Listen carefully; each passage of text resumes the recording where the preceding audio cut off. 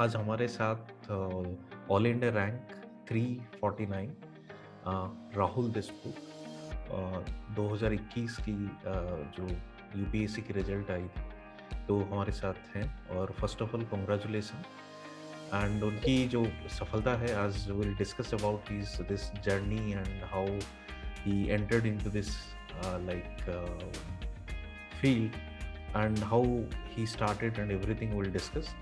सो पहले शुरू करते हैं। कुछ बैकग्राउंड दीजिए अपना, आप कैसे इस फील्ड में आए और क्या सोच के आए, कब आप डिसाइड किया let's prepare for the UPSC, और वो जो इंस्पिरेशन थी वो कहाँ से आई आपको? हाँ सर। सर, सबसे पहले मैं तो सारे व्यूवर्स का धन्यवाद करना चाहूँगा और नमस्कार करूँगा। और सर, अपना एक ब्रीफ बैकग्राउंड में देना चाहूँगा। मैं बिलोंग करता हूँ बालाघाट, मध्य प्रदेश से। मैंने अपनी स्कूलिंग केंद्रीय विद्यालय बालाघाट से कंप्लीट करी और उसके बाद मैंने अपना बैचलर्स किया माइनिंग इंजीनियरिंग में IIT ISM धनबाद से। सर, कॉलेज के टाइम से ही मेरे मन में ये विचार था कि सिविल सर्विसेज की प्रिपरेशन मुझे करनी है, पर वो एक थॉरो प्लान नहीं था, जस्ट एक इच्छा भर थी कि बस करना है। तो उसके बाद मैंने 2 साल काम भी किया इंडियन ऑयल में, और तब ये इच्छा नहीं है अच्छे से, और मैं अटेम्प्ट लिखा भी, पर उसमें मेरा प्रीलिम्स भी क्लियर नहीं हुआ।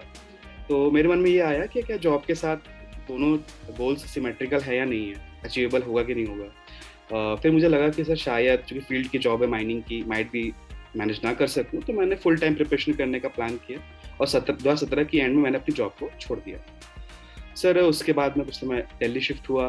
वहाँ पे मैंने अपनी तैयारी शुरू करी धीरे धीरे, और अंततः सर ये मेरे 5वें अटेम्प्ट में भगवान की कृपा से मुझे ये सफलता मिल सकी।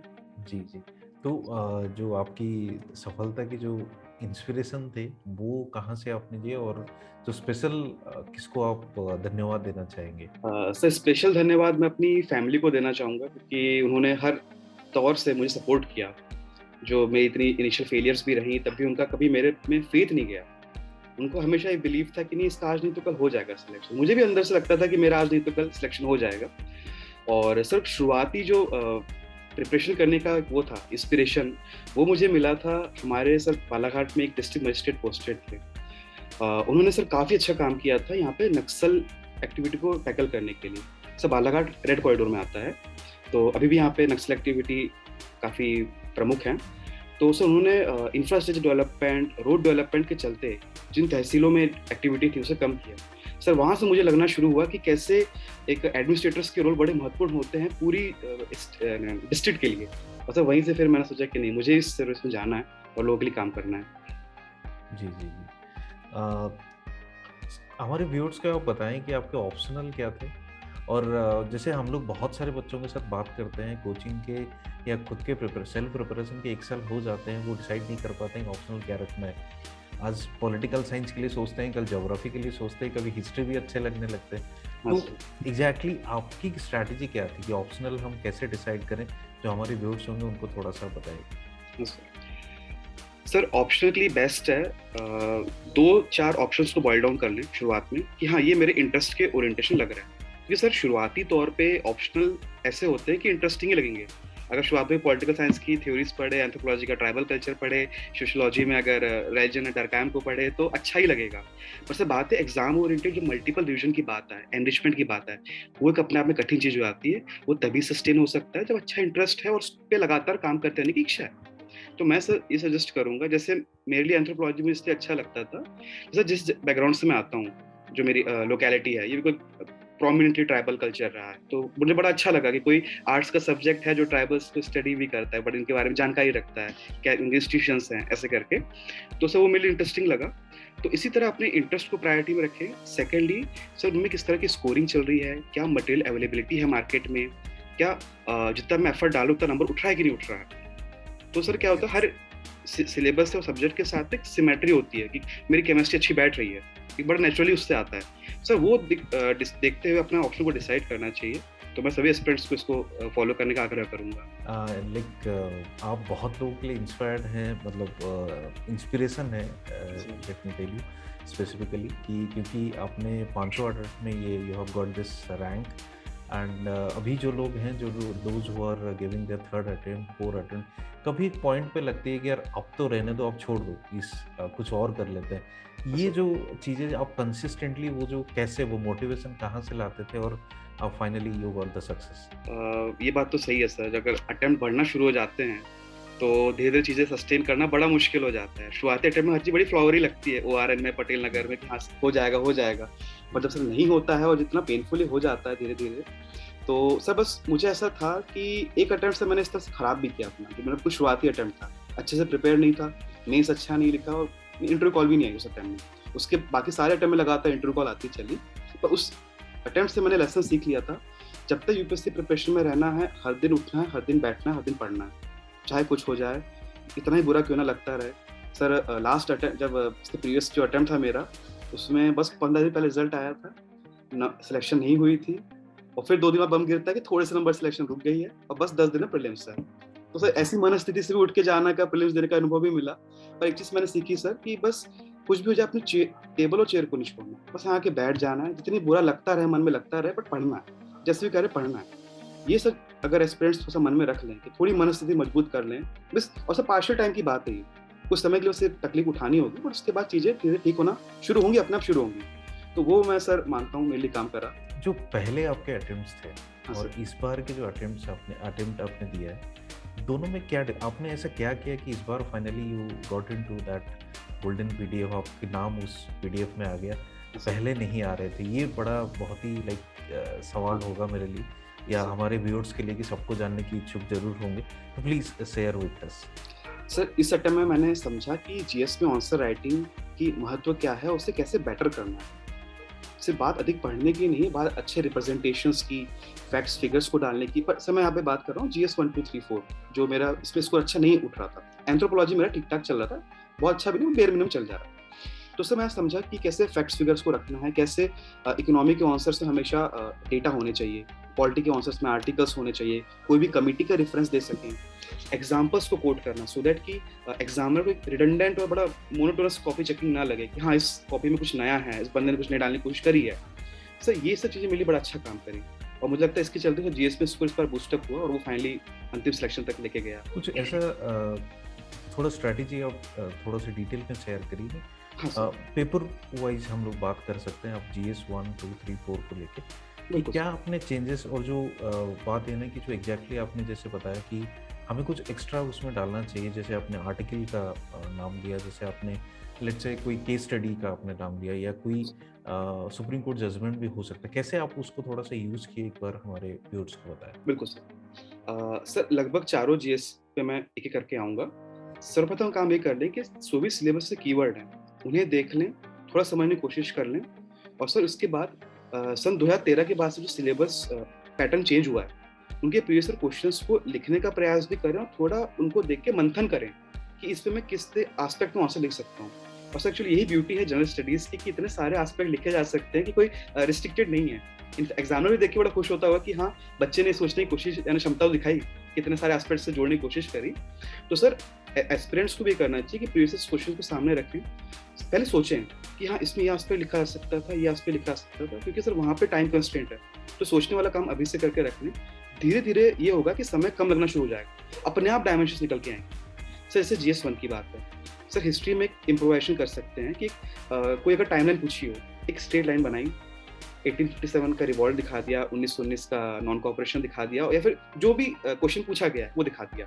लेट्स से सर अगर वुमेन पार्टिसिपेशन की बात थी इंडियन नेशनल मूवमेंट की, एक ग्राफ ड्रॉ कर दिया, 2-3 इंपॉर्टेंट लोगों के नाम लिख दिए। सर इस तरह से इम्प्रोवाइजेशन कर सकते हैं। या कहीं भी अगर बैटल या मराठा या 1850 के समय की पॉलिटी दिखानी है, फट से इंडिया का मैप बनाया, कहाँ पे मराठास थे, कहाँ पे इंग्लिश आ चुके हैं, इस तरह से लोकल जो अथॉरिटीज थी वो दिखा दी। सोसाइटीज पे आ गए सर, अगर सामान्यतः क्वेश्चन जेंडर बेस्ड होते हैं, ग्लोबलाइजेशन के होते हैं, या वुमेन ऑर्गेनाइजेशन से रिलेटेड होते हैं, पॉवर्टी हंगर के होते हैं। सर इसमें 5-6 केस स्टडीज हमेशा रेडी रखी कि वुमेन के रोल को दिखाती हुई कोई केस स्टडी। सर इस पर नीति आयोग के बहुत अच्छे डॉक्यूमेंट्स हैं, उसे स्टूडेंट्स फॉलो कर सकते हैं, नीति आयोग की वेबसाइट पे मिल जाएंगे वो। तो केस स्टडीज को कोट कर दिया, वुमेन से रिलेटेड कुछ भी आ गया, तो सर जितने जो इंडेक्स होते हैं, जो यूजुअली हम लोग प्रीलिम्स के लिए प्रिपेयर करते हैं, सर यहाँ पे बड़ी महत्वपूर्ण बात है, हम लोग मेंस के जाते जाते प्रीलिम्स के नॉलेज को ऑलमोस्ट छोड़ देते हैं कि अब ये गया प्रीलिम, अब तो मेंस आ चुका है, वो अलग ऑलटुगेदर डिफरेंट गेम। ऐसा नहीं है। प्रीलिम्स की बहुत सारी चीज को अगर चाहें तो सुनियोजित तरीके से हम लोग मेंस में यूज कर सकते हैं। सो उतने सारे जो इंडेक्स वहाँ पे याद करने होते हैं, global hunger index, global gender gap index, वो सबको यहाँ पे यूज किया जा सकता है। उनके पैरामीटर्स को तोड़ तोड़ के आप एक पॉइंट बना के लिख सकते हैं। तो ये सब एक स्ट्रेटजी हो सकती है सोसाइटी का पार्ट जो हुआ GS1 के लिए। सर फिर आते हैं जो वर्ल्ड हिस्ट्री और जियोग्राफी का जो पार्ट हो गया GS1 में ही। सो उसमें वर्ल्ड मैप ड्रॉ कर दिया। अगर ओशन करंट्स को दिखाना है, फट से वर्ल्ड मैप का ड्रॉ कर दिया।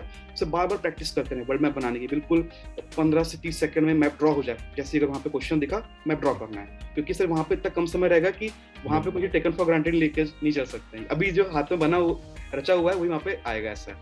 तो सर वर्ल्ड मैप ड्रॉ कर दिया, फटाक से इंडिया का मैप बना करके 4-5 इंडस्ट्री दिखा दी, ऐसे करके। सर होगा ये जब 1, 2, 4 पेपर हम लोग लिखना शुरू करेंगे टेस्ट सीरीज के, ये चीजें धीरे हमारे हैंडी हो जाएगी, हमारी हैबिट में आ जाएगी कि एग्जाम्पल्स में डालता ही हूँ, कोर्ट में करता ही हूँ। और सर बहुत ही खुले दिमाग से पेपर को अटेम्प्ट करना है कि अगर कुछ नहीं भी आ रही है तो अगर मुझे भी लगता है कि ये अच्छा एग्जाम्पल था। तो मुझे याद है 2020 का अटेम्प्ट था, मैंने GS1 के पेपर में हमारे लोकल एरिया में कोऑपरेटिव फार्मिंग बड़ी अच्छी सक्सेसफुल हुई थी, चेस्टनट यहाँ पे उगाया जाता था, उसको मैंने कोट कर दिया था। वहाँ भी नंबर मेरे ठीक ठाक आ गए। तो मुझे लगा था कि खुद के ही बनाए हुए एग्जाम्पल अगर हम लिखते हैं जो लेजिटिमेट है, वो अच्छे नंबर फैच कर सकते हैं। तो सर इस तरह की चीज़ें हो गई। सिमिलरली सर GS2 वगैरह में जहाँ मौका मिले, जहाँ भी पॉसिबल है, वहाँ पे आर्टिकल के नाम डाल दिए। जैसे इस साल एक क्वेश्चन था नेशनल ह्यूमन राइट्स कमीशन पे, उसके प्रो कॉन्स और इस तरह से कुछ क्वेश्चन का डायमेंशन था। तो सर सामान्यतः हम लोग की कोशिश रहती है कि पॉलिटी का जो पढ़ा हुआ जेनरिक कंटेंट है लक्ष्मीकांत का, वो उठा के डाल दें, क्या क्या फंक्शंस हैं, क्या समस्या चल रही है, सॉल्यूशन। सर बेहतर है 2-3 एग्जाम्पल कोट करना कि जैसे NHRC ने arm forces special power act के लिए कैसे आर्मी मेजर पे एक्शन लिया था या एक्शन लेने के लिए रिकमेंड किया था। फिर उन्होंने कैसे हरियाणा में एक मल्टी करोड़ पेंशन स्कैम को उजागर किया था। NHRC के चलते ही ह्यूमन राइट्स के चार्टर हैं उसको इन्फोर्स करने का पावर मिल रहा है। तो सर इस तरह जब एग्जाम्पल लिखते हैं तो एग्जामिनर को जांचने बड़ा अच्छा लगता है कि हाँ इसमें कुछ कॉन्क्रीट बातें आई, ऑब्जेक्टिव बातें आई, ना कि बस redundant content upholding the human right ऐसे करके। तो मुझे ऐसा लगता है सर इस तरह की चीजें जो हुई, अगर एस्पिरेंट्स लाते हैं ऑब्जेक्टिव बातें, एग्जाम्पल्स, केस स्टडीज, ये बड़ा गार्निशिंग का काम करते हैं, यही आधा एक नंबर उठाती हैं और फिर ओवरऑल वो बड़ा हुआ स्कोर दिखता है बड़े तौर पे। जो like what we can say कि जेनरिक नहीं होना चाहिए। जो हाँ। लोगों को लगता है कि हमने तो अच्छा आंसर लिख के आए थे, हम तो पूरा सारे सवाल का जवाब दे के ही आए थे बट मार्क्स नहीं आए। But what is we have to do, like हमें स्पेसिफिक चीज़ों पे थोड़ा ध्यान देना चाहिए, क्या हम एग्जैक्टली एग्जाम्पल्स इसमें फिट हो रहे हैं, वो थोड़ा रेडीमेड हमारे पास रखने चाहिए क्योंकि मार्क्स को थोड़ा सा बूस्ट करेंगे। अब आते हैं टेस्ट सीरीज के ऊपर। जैसे अभी इसके 2 एस्पेक्ट्स हैं। एक तो जो अगले साल के लिए प्रिपेयर कर रहे हैं, those are the like beginners, उनके लिए भी, और ये अभी जैसे प्रीलिम्स के रिजल्ट आ चुके हैं, अभी मेंस के लिए लोग तैयार हो रहे हैं। तो इस पे 2 एस्पेक्ट ये है कि एक तो आंसर राइटिंग वाला एस्पेक्ट, वो कब से शुरू करना है और कैसे उसको शुरू किया जाए, मे बी बिगिनर्स और जो लोग इस बार मेंस दे रहे हैं। दूसरा एक चीज़ होती है कि टेस्ट सीरीज जो मार्केट में अवेलेबल है, जो भी टेस्ट सीरीज, उसको कैसे यूज़ करना है, क्योंकि सब लोग एक बज़वर्ड मार्केट में जो चल रही है, टेस्ट सीरीज लगाना है, पेपर सॉल्व करना है, वो कैसे आपने यूज़ किया और आपको कैसे वो टेस्ट सीरीज मदद की? सर सर्वप्रथम मैं आंसर राइटिंग को एड्रेस करूंगा। जो बिगिनर्स हुए, जो अगला अटेम्प्ट के लिए प्लान कर रहे हैं, अगर तो अभी कम से कम आने वाले 3 से 4 महीनों पहले अपना फाउंडेशन स्पष्ट कर लें कि NCERTs पढ़ के हो चुकी, स्टैंडर्ड बुक्स पर पढ़ के हो चुकी, अगर उनकी ऑप्शनल आगे डिले भी कर सकते हैं। पर सर कुछ समय बाद उनको अभी आने वाले 4 से 5 महीने के बाद आंसर राइटिंग कर ही लेनी चाहिए। डेली बेसिस पे ना भी हो पाए तो एक पीयर ग्रुप बना करके सप्ताह में 3 दिन 4 दिन कुछ आंसर्स लिख लिए, क्योंकि सर आंसर राइटिंग मुझे लगता है मैथमेटिक्स जैसा है, करते जाते हैं तो अपने आप वर्ड्स शायद माइंड स्टिमुलेट होते जाता है कि हाँ ये वर्ड्स मेरे बिल्कुल मुंह बैठा हुआ है, मैं फटाफट लिख सकता हूँ। तो एक तरह का मैथमेटिक्स जैसा है, जितना अधिक करते जाएंगे उतना बेहतर होती चली जाएगी आंसर राइटिंग। तो सर ये तो हो गया इनिशियली बिगिनर्स के लिए। जो लोग अभी मेंस लिख रहे हैं सर, इन्हें तो काफ़ी इंटेंसिव तौर पे अभी ही आंसर राइटिंग शुरू कर देनी चाहिए। सर्वप्रथम प्रीवियस ईयर क्वेश्चंस को लिख के देख लें। प्रीवियस ईयर क्वेश्चंस भी अगर लिख के हो गए तो बहुत बड़ा चंक जो है यूपीएससी के मेंस का एटलीस्ट वो कवर हो जाएगा, चाहे वो ऑप्शनल हो या GS हो।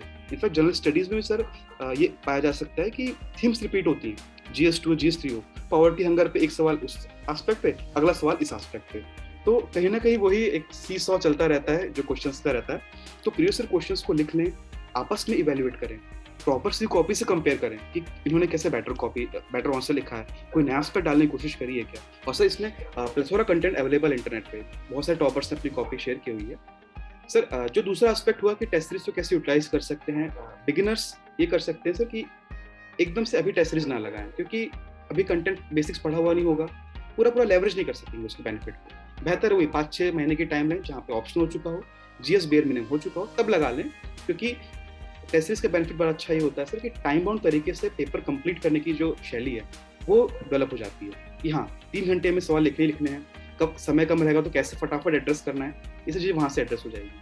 बाकी सर जो अभी मेंस लिख रहे हैं इनके तो मुझे लगता है मैंडेटरी है टेस्ट सीरीज जरूर लें, क्योंकि अगर उन्हें लगता भी हो कि हाँ मैं पेपर एनहाउ लिख लूँगा, फिर भी बेटर है कि हम टेस्ट सीरीज में तो सिमुलेट कर ले कि हाँ कोई दिक्कत तो नहीं हो रही है, इवैल्यूएशन आ जाएगा।